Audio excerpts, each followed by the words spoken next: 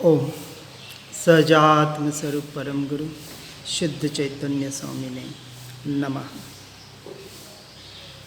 जे स्वरूप समझा विना पाम्यो दुख अनंत, समझाव्यु ते पद नमो श्री सद्गुरु भगवंत। विभाव से स्वभाव की ओर आने की प्रक्रिया हम समझने का प्रयास कर रहे हैं। इसलिए विभाव दशा और स्वभाव दशा दोनों दशा को हमें समझना बहुत जरूरी है। विभाव के दो प्रकार, जड़ का स्वभाव और विभाव, जीव का स्वभाव और विभाव। दोनों द्रव्य यानी जड़ पुद्गल और जीव जब अपने स्वभाव में होते हैं तब उनकी अवस्था 100% 100% शुद्ध और शुद्ध ही होती है। परंतु दोनों विभाव रूप परिणमित होने का भी दोनों का स्वभाव है। विभाव भी उस द्रव्य की उस वक्त की अवस्था है जिसे पर्याय कहा जाता है। यानी जीव की उस वक्त की जो अवस्था है विभाव दशा और स्वभाव दशा, उसी तरह पुद्गल की उस वक्त की उस समय की जो अवस्था है वो दो प्रकार से, एक स्वभाव दशा और एक विभाव दशा। जब आत्मा जीव विभाव रूप परिणमित होता है यानी मोह राग द्वेष रूप परिणमित होता है, क्रोध मान माया लोभ रूपी परिणमित होता है, तब कर्म के जो परमाणु है जिसको कार्बन वर्गणा कहा, ऐसे परमाणु सारे सृष्टि में फैले हुए हैं। वो परमाणु जैसे जैसे जीव भाव करता है उस रूप कर्म रूप परिणमित होते हैं, और जब वो कार्बन वर्गणा कर्म रूप परिणमित होती है वो उसकी विभाव दशा बताई गई है। तो दोनों का जब संयोग संबंध होता है जीव का और पुद्गल का, तब वो विभाव रूप परिणमित होते हैं। वो दोनों की अपनी शक्ति के अनुसार होता है। अब मुख्य बात हमको ये समझनी है कि जब दोनों के संयोग संबंध से विभाव दशा पैदा हुई, जो कार्बन वर्गणा कर्म रूप परिणमित हुई और जीव मोह राग द्वेष रूप परिणमित हुआ, दोनों की अवस्था जुदी है। दोनों की अवस्था जुदी अपने से अपने में रहकर परिणमित होती है। इस बात को थोड़ा समझना है। कोई एक दूसरे में मिल नहीं जाते हैं। जैसे कहा एक द्रव्य दूसरे द्रव्य का अंश मात्र भी कार्य नहीं कर सकता, तो एक द्रव्य दूसरे द्रव्य रूप परिणमित भी नहीं होता है। यदि हम कहें कि मैं आत्मा कर्म रूप परिणमित हो गया तो आत्मा जड़ हो जाएगा, और यदि जड़ कुछ जानने लग जाए तो आत्मा जड़ जीव रूप हो जाएगा। ऐसा कभी तीनों काल में तीनों लोक में हुआ नहीं, हो सकता नहीं। इस बात को थोड़ा बराबर गहराई से समझना है, क्योंकि जो इस भेद ज्ञान के द्वारा आगे हमें अपने स्वरूप का आश्रय लेना है, और जिस विभाव दशा से और विभाव द्रव्य से हमें छूटना है, अभी भी छूटे ही हैं, लेकिन परद्रव्य परभावों में जो हमने एकत्व कर रखा है, मैं मेरापना कर रखा है, जो मुख्य कर्म बंध का कारण बन रहा है। अब पहले क्या कहा कि कर्म के उदय, दो बात हुई। कर्म बंधे हुए हैं तो कर्म का उदय भी निरंतर हर क्षण हो रहा है। कर्म के उदय से जो मन वचन काया की यानी शरीर की जो जो क्रिया हो रही है। अब दो बात समझना है, एक कर्म का उदय और कर्म के उदय से होने वाली मन वचन काया की क्रिया, तीन बात हुई। ये तीनों परिणाम किसके हैं? जीव के हैं या जड़ के हैं? जड़ के हैं, विभाव के जड़ के हैं। पर जैसे कर्म भी जड़ है, पुद्गल है, जीव नहीं है। कर्म जड़ है, पुद्गल है, तो उसका जो उदय है वो भी जड़ रूप है। वो किस पे इफेक्ट कर रहा है? मन, वचन, काया पे यानी शरीर पे इफेक्ट कर रहा है। फॉर एग्जाम्पल कि अपने ऐसे समझेंगे कि शरीर में कोई वेदना हुई, शरीर में वेदना हुई, किसकी वजह से हुई? कि कर्म के, पाप कर्म के उदय से हुई। तो जो शरीर में वेदना हुई या संसार में जो कुछ भी प्रतिकूलता आई, ये किसकी उदय से आई? कर्म के उदय से आई। अब यहाँ हमें विचार करना है, कर्म के उदय, कर्म जड़ है, पुद्गल है, और पुद्गल के उदय से जो भी उसका फल मिला वो किस में मिला? तो मन, वचन, काया में मिला।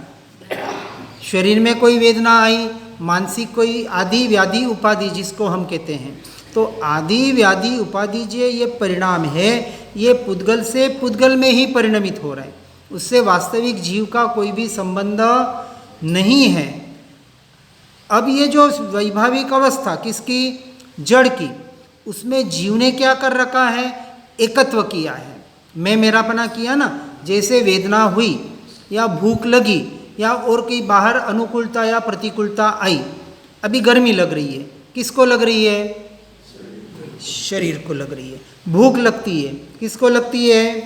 शरीर को, यानी जड़ को, पुद्गल को।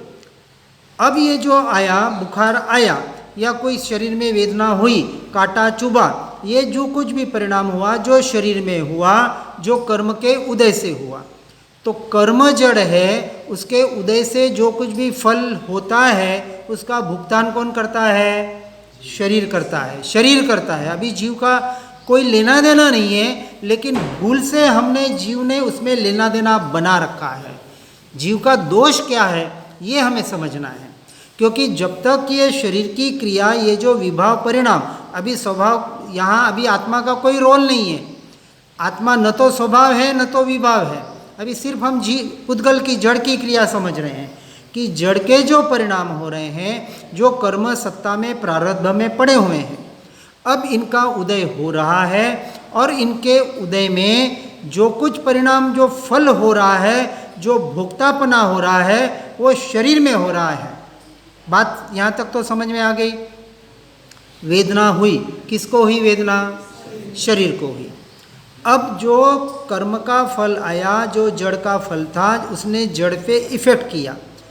अब दूसरी बात, इसी जड़ के साथ यानी शरीर के साथ आत्मा के प्रदेश यानी आत्मा रहा हुआ है, उसको एक क्षेत्रावगाह संबंध कहा। दोनों यानी जहाँ जहाँ शरीर है वहाँ वहाँ आत्मा रहा हुआ है, बराबर। जितना शरीर है उतना का उतना आत्मा रहा हुआ है।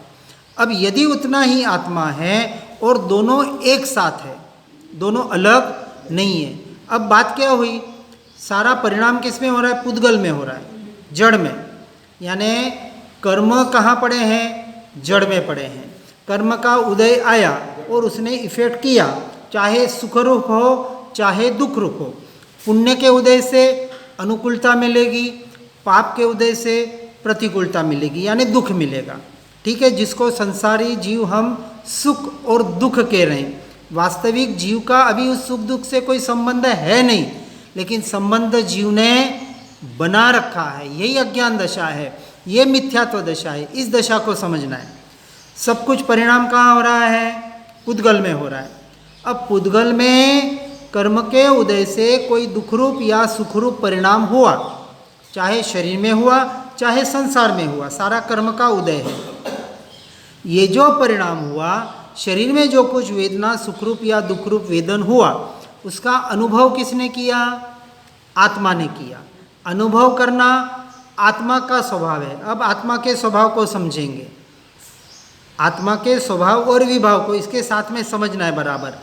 जो अनुभव कर रहा है वो आत्मा है, वो जीव है, वो जड़ का लक्षण नहीं है, परंतु दोनों का एक क्षेत्रावगाह संबंध, साथ में संबंध है।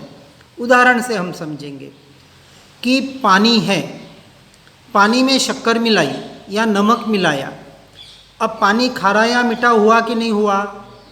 हुआ। झूठ बोलते हैं, व्यवहार से हुआ। पानी खारा नहीं हुआ या पानी मीठा नहीं हुआ, लेकिन पानी में जो वो शक्कर घुल गई है, उसकी मिठास जो है या जो नमक घुल गया है उसका जो खारापना है, हमने अनुभव किसका किया? खारेपने का या मीठेपने का, कड़वेपने का, जो भी किया। हमने कहा सब्जी खारी है, तो क्या सब्जी खारी है? तो सब्जी में नमक ज़्यादा हो गया, वो खारापन है वो किसका है? नमक का है। पानी में जो मीठापन है वो किसका है? शक्कर का है, साकर का है। लेकिन यानी जो खारापन और मीठापन लग रहा है, जो स्वाद आ रहा है, वो नमक और शक्कर का आ रहा है। लेकिन हमने बोला क्या? पानी खारा है, पानी मीठा है। क्या पानी मीठा हो गया? नहीं हुआ। एक रूप हो गया। हाँ, बराबर है ना, पर दोनों एक रूप हो गया। तो हमने व्यवहार से कहा कि पानी खारा है, ओके, तो व्यवहार से यही बोलेंगे।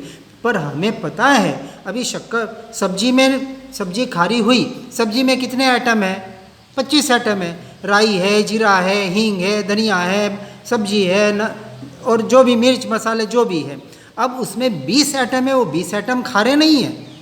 खारापन तो एक ही द्रव्य का है। वो कौन सा द्रव्य? नमक। हमें पता है कि ये जो खारापना है ये नमक का है, तो मान्यता में ये पता है ना।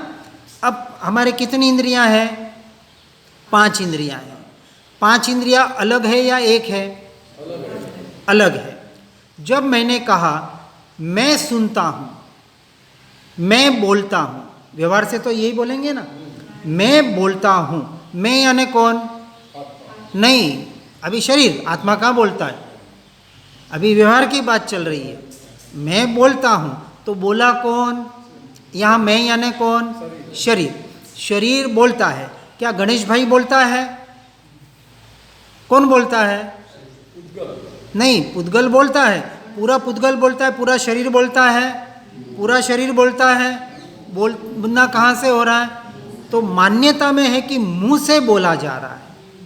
ऐसा हम नहीं बोलते कि मैं मेरे मुंह से बोल रहा हूँ, ऐसे बोलते हैं। मैं बोलता हूँ, मैं सुनता हूँ, लेकिन मान्यता में क्या है? मैं कान से सुनता हूँ, तो कान बीच में है। उसमें मैं में तो पूरा शरीर आ गया, लेकिन पता है न तो हाथ बोलता है, न पाँव बोलता है, न दूसरी कोई चीज़ बोलता है। बोलना होता है वो मुंह से होता है, जीबान से होता है, कंठ से होता है, जो भी। तो ये जो मान्यता में है, ये श्रद्धान में हमारे बैठा हुआ है, उसको आपको विचार नहीं करना पड़ता। जो चीज़ एक बार श्रद्धान में पक्की हो जाए, उसका यदि विचार करना पड़े तो समझना श्रद्धान पक्का नहीं है। और विचार न करना पड़े और सीधी मान्यता में आ जाए तो समझना श्रद्धान पक्का हो गया। तो अब ये जो मैं बोल रहा हूँ, लेकिन मैं मुंह से बोल रहा हूँ, मैं देखता हूँ, आँख से देखता हूँ, तो आँख बोलना नहीं पड़ता है। श्रद्धान में है कि मैं आँख से देखता हूँ। कोई बोलेगा अरे तू कान से देखता है, बोलेगा कौन, किसने बोला? तो कान और आँख पता पड़ता है कि नहीं? किसको कहते हैं कान? हम ऐसे ही बोलेंगे ना, बेवकूफ़ है, पता नहीं पड़ रहा है, मूर्ख है या पागल है, जो भी बोलेंगे। तो कहने का मतलब है इंद्रियों का परिणमन इंद्रियों से, इंद्रियों में पुद्गल का परिणमन पुद्गल से पुद्गल में हो रहा है। अब यहाँ आपके पास 1-2 गिलास रखी जाए, एक शक्कर की गिलास जिसको आपने मीठा पानी कहा, और एक सादी गिलास। दोनों बिल्कुल सेम दिख रहे हैं, जैसे शक्कर के गिलास को फिल्टर कर दिया, अब वो दोनों एक जैसी दिखेंगे। अब आपको पूछेंगे कि शक्कर की गिलास कौन सी और पानी की गिलास कौन सी? आप बता पाएंगे? नहीं बता पाएंगे। तो पहचान के लिए क्या करना पड़ेगा? चखना पड़ेगा, बराबर ना। अब यदि चखना पड़ेगा तो पता पड़ेगा कि मीठा पानी कौन सा है और सादा पानी कौन सा है। अब जो मिठास है वो शक्कर की है। अब ये हुआ पुद्गल का उदाहरण। अब यहाँ हम क्या कह रहे हैं कि जो कुछ भी परिणाम हो रहे, कर्म के उदय से हो रहे, उसका जो इफेक्ट हो रहा है, उसका जो परिणाम हो रहा है, वो पुद्गल में हो रहा है, लेकिन दोनों जीव उसके साथ में है। तो जानपना कौन कर रहा है? शरीर, आत्मा कर रहा है। वेदना किस में हो रही है? शरीर में हो रही है। अब हमको मानना क्या है? श्रद्धान क्या करना है कि वेदना शरीर में हो रही है, मुझ में नहीं। यहाँ तक हम पहुँचेंगे। पहले वेदना शरीर में हो रही है, भूख शरीर को लग रही है, बाहर जो कुछ भी सुख दुख हो रहा है वो किसको हो रहा है? शरीर को हो रहा है। पुद्गल को हो रहा है, या आप अपना जो भी नाम गणेश भाई या जो भी आपका नाम है, आप कहते हैं कि इसकी क्रिया है, ये मेरी क्रिया नहीं है। यहाँ मेरी यानी किसकी? आत्मा की। अब हमें जो हमने मैं मेरापना जो जड़ में पुद्गल में किया है, उस मैं मेरापने को कहाँ करना है? किस में करना है? आत्मा में करना है। आत्मा में यानी स्वयं में करना है, क्योंकि मैं आत्मा हूँ, मैं शरीर आदि नहीं। बराबर। अब इसका अभ्यास, ये हमने ज्ञानी पुरुषों से सुना कि शरीर आदि, स्त्री पुत्र आदि मैं नहीं, मेरे नहीं, इससे कोई मेरा लेना देना नहीं है। परंतु आज दिन तक संसार में रहकर इसका हमने यथार्थ अभ्यास करने का पुरुषार्थ नहीं किया। अब उसका पुरुषार्थ इस समझ के द्वारा हमें करने का प्रयास करना है। अब जो ये विभाव दशा बताई, जब तक वो परमाणु शुद्ध थे तब तक शुद्ध थे। जब कर्म रूप परिणमित हुए, मन वचन काया रूप परिणमित हुए, शरीर रूप परिणमित हुए, तो वो पुद्गल के परमाणुओं ने अशुद्ध रूप को धारण किया। बराबर। अब ये जो अशुद्ध परमाणु है, हर क्षण इनका भी उत्पाद व्यय हो रहा है, यानी पुराने परमाणु जा रहे हैं, नए परमाणु आ रहे हैं। अब जो नए परमाणु है जो शुद्ध थे, वो शरीर रूप बने और अशुद्ध हुए। जो अशुद्ध परमाणु थे वो वापस आपके प्रकृति में विलीन हो गए और वापस शुद्ध हो गए। तो ये सारा प्रोसेस किसका चल रहा है? जड़ का चल रहा है, पुद्गल का चल रहा है। और इसको साइंस ने भी प्रूव किया है। जैसे साइंस भी कहता है कि 6.5 से 7 साल के बाद पूरा शरीर के जो आपके परमाणु हैं वो सारे के सारे बदल गए, यानी 7 साल में आपका पूरा शरीर बदल चुका है। यदि आप 70 साल के हैं तो आपका शरीर कितनी बार बदला? 10 बार बदल गया ना। यानी आज से 7 साल पहले जो शरीर में परमाणु थे वो आज एक भी नहीं। तो सारे परमाणु पहले के मर गए, तो एक पूरा शरीर 7 साल में पूरा मर जाता है। ये मृत्यु की जो बात है, हर क्षण मर ही रहा है, जिसको द्रव्य मरण कहा। और इस द्रव्य मरण में, इस पुद्गल के द्रव्य में जीव अपने भावों को मिलाकर, उस रूप अपने आप को मानकर हर क्षण भाव मरण कर रहा है। क्षण क्षण भाव मरणे का अहीं राची रहो। अब जीव का दोष क्या है? ये द्रव्य मरण तो उसकी योग्यता से हो रहा है, उसमें जीव क्या कर रहा है? जीव क्या कर रहा है? जो द्रव्य मरण हो रहा है उसमें जीव का कोई रोल है अभी? नहीं है, बिल्कुल एक अंश मात्र भी नहीं है। फिर भी जीव ने उसमें अपना रोल बना रखा है। ये भ्रांति है, ये अज्ञान दशा है, ये मिथ्यात्व दशा है। इससे हमें छूटना है। मूल बात ये है। इसलिए जो कहा, जड़ने चैतन्य बनने द्रव्यनो स्वभाव भिन्न सुप्रतीतपणे बनने जेने समझाय छे। अब इसको सुप्रतीत यानी सही प्रतीति के साथ इसको समझने का हमें प्रयास करना है। यही हम यहाँ प्रयास कराने का अभ्यास करवाएंगे। अब जब ये पता चला कि मन वचन काया की क्रिया जो कर्म के उदय से हो रही है, जो पुद्गल की क्रिया है, मैं नहीं और मेरी नहीं है, यानी आत्मा की नहीं है, जीव की नहीं है। इस बात को पहले पक्का टंकोत्कीर्ण निर्णय करना है। ये क्रिया मैं नहीं और मेरी नहीं, इसका पूरा निरंतर अभ्यास रटन के द्वारा, भेद ज्ञान के द्वारा करना पड़ेगा। जब ये क्रिया मेरी नहीं है, जब इसका जो यानी जब क्रिया का परिणाम होता है, 5 इंद्रियों के जो परिणाम होते हैं, उस परिणाम का अनुभव तो मैं करता हूँ ना, आत्मा करता है। तो अब वहाँ हम जाने का प्रयास करेंगे। जब ये मैं नहीं, पुद्गल की क्रिया मेरी नहीं, तो पुद्गल से जुड़े संबंध मेरे हो सकते हैं। जब शरीर ही मैं नहीं हूँ, मन वचन काया ही मैं नहीं हूँ, मन वचन काया की जो क्रिया हो रही है वो मेरी आत्मा की नहीं है। लेकिन हम बोलने व्यवहार में तो यही बोलेंगे मेरी क्रिया हो रही है। अब ये जो विषय चल रहा है मान्यता का चल रहा है। जैसे कहा कि मैं सुनता हूँ, लेकिन मान्यता में क्या है कि कान से सुनता हूँ।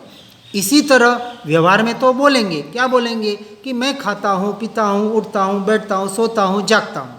लेकिन मान्यता में क्या होगा? अब ये शरीर कर रहा है, मैं नहीं कर रहा। शरीर भी करता नहीं है, शरीर से हो रहा है। किसकी वजह से हो रहा है? कि उसके जैसे जैसे कर्म के उदय है, पाप का उदय है तो उसको दुख रूप हो रहा है, पुण्य के उदय है तो सुख रूप हो रहा है। पाप और पुण्य ये भी कर्म, ये भी पुद्गल, तो पुद्गल का परिणाम पुद्गल से हो रहा है, सीधी बात है। अब संसार में जो कुछ बाहर सुख दुख हो रहा है, बाहर कभी नफा हुआ, कभी नुकसान हुआ, कभी बाहर अनुकूलता मिली, कभी बाहर प्रतिकूलता मिली, जो संसार में हम देखते, जिसको संसार में हम सुख और दुख कह रहे हैं। अब सुख और दुख किसकी वजह से आ रहे हैं? कर्म के उदय से आ रहे हैं ना। तो सारी कर्म की सत्ता काम कर रही है, यहाँ अभी जीव की कोई भी सत्ता काम नहीं कर रही है। लेकिन जीव ने अज्ञान दशा से उस बाहर के परिणामों को, उस सुख को अपना सुख माना, उस दुख को अपना दुख माना, इसलिए वो सुखी और दुखी अपने आप को मान रहा है, वो वास्तविक है नहीं है। ये मान्यता का नाम मिथ्यात्व, इस मान्यता का नाम अज्ञान दशा, बिल्कुल भी नहीं है। यदि जीव अपने स्वभाव में आ जाए, जो ज्ञानी पुरुष हमारे महापुरुष रहे हैं, जब वो अपने स्वभाव में होते हैं तब सुख दुख उन्हें होता है कि नहीं होता है? सुख दुख तो होता है, लेकिन उससे वो अपने आप को सुखी और दुखी मानते नहीं। इतना ही फर्क है। हम अपने आप को सुखी और दुखी मान रहे हैं, और ज्ञानी पुरुष सुख दुख होते हुए भी इस बाहर के सुख से अपने को सुखी नहीं मानते और बाहर के दुख से अपने आप को दुखी नहीं मानते। ये किनकी बात हुई? ज्ञानी पुरुषों की। अब हमें ज्ञानी बनना है कि नहीं बनना है? बनना है ना। तो बस ये इतना मानना शुरू कर दो, आप भी ज्ञानी बन गए। ज्ञानी बनने के लिए कुछ नहीं करना है। ज्ञान की दशा और अज्ञान की दशा किसकी दशा है? आत्मा की ही दशा है। एक स्वभाव दशा है और एक विभाव दशा है। ये विभाव दशा क्यों आ रही है? क्योंकि जीव भ्रांति से अपनी क्रिया को भूलकर पुद्गल की क्रिया में एकत्व कर रहा है। पुद्गल की क्रिया में मैं और मेरापना कर रहा है। ये जड़ की, शरीर की क्रिया, मन वचन काया की क्रिया। अब यहाँ कहा मन भटकता है कि नहीं? किसका नहीं भटकता? हाथ ऊंचा करें। देखो, उन्होंने बराबर सत्य को जान लिया है, उनका मन नहीं भटकता है, बाकी सबका भटकता है। पक्की बात है। आपका क्यों नहीं भटकता है? भटकता है, मैंने पूछा मन किसका नहीं भटकता है, तो हाथ क्यों ऊंचा किया? तो आप भी झूठ बोल रहे हैं। मेरा मन भटकता है, यही हम मानते हैं ना। हाँ, मुझे गुस्सा बहुत आता है कि फलाना फलाना व्यक्ति तो लोभी है, क्रोधी है, ऐसा है, वैसा है। ये जनरली हम संसार में बात करते हैं। अभी जो बात समझाई, यही तो समझाई आपको। क्या समझाया? मन आपका है। आप कौन है ये बताए पहले। आप शरीर है कि आत्मा है, पहले इसका निर्णय करो। पक्की बात बोलना, आधी अधूरी नहीं, पक्की बात। आप आत्मा है कि शरीर है? अब यहाँ दो द्रव्य है, दो वस्तु है, शरीर भी है और आत्मा भी है, यानी दो मैं है। दो मैं है, बिल्कुल सही बात है। एक व्यवहार का मैं है और एक परमार्थ में है। संसार चलाने के लिए, संसार में रहने के लिए जब तक हम व्यक्ति विशेषों के संपर्क में हैं, तब ये बाहर वाला मैं काम करेगा। मैं खाता हूँ, पीता हूँ, ये मेरा घर है, ये मेरी पत्नी है। नहीं तो कल जाके बोलेगे ये मेरी पत्नी नहीं है, ये बेटा मेरा नहीं है। है ताकत बोलने की? नहीं है, आनी चाहिए। हम तो आपको ये माला देंगे, जाप देते हैं, गई बार शायद दिया था मैंने ये जाप, यदि याद हो आपको तो। ये जाप, ये मंत्र रटन करना। ये तो सजात्म स्वरूप नहीं है, इसके तो रटन बहुत कर लिए, लेकिन अभी तक जीव वहाँ का वहाँ है। अभी ये मोह राग द्वेष क्यों नहीं गया? चलो राग द्वेष छोड़ो, मोह तो जाना चाहिए ना। दर्शन मोह और चारित्र मोह दो भेद बताए ना मोहनीय कर्म के। ये दर्शन मोह की जो मलिन पर्या है, उसको कहा ये मिथ्यात्व और अज्ञान दशा। राग द्वेष खतरनाक नहीं है, दर्शन मोह खतरनाक है, चारित्र मोह को अभी बाजू में रखो। अभी हम जो क्रिया काम करा रहे हैं वो दर्शन मोह का काम कराएंगे। ये इस भव में भी निकल जाए ना तो समझना बेड़ा पार हो गया। इतना सा कि राग द्वेष के जो परिणाम यानी विपरीत आत्मा के परिणाम भाव विभाव जो पुद्गल के लक्ष्य से हो रहे हैं वो यदि निकल जाए, यानी बाहर मन वचन काया की जो क्रिया हो रही है वो क्रिया मेरी नहीं, जड़ की है, पुद्गल की है, मेरी नहीं है। क्योंकि मैं कौन हूँ? आत्मा हूँ। मैं जड़ नहीं हूँ, मैं शरीर नहीं हूँ। इस बात को पहले पक्का करना है। आ गई बात समझ में? अब हम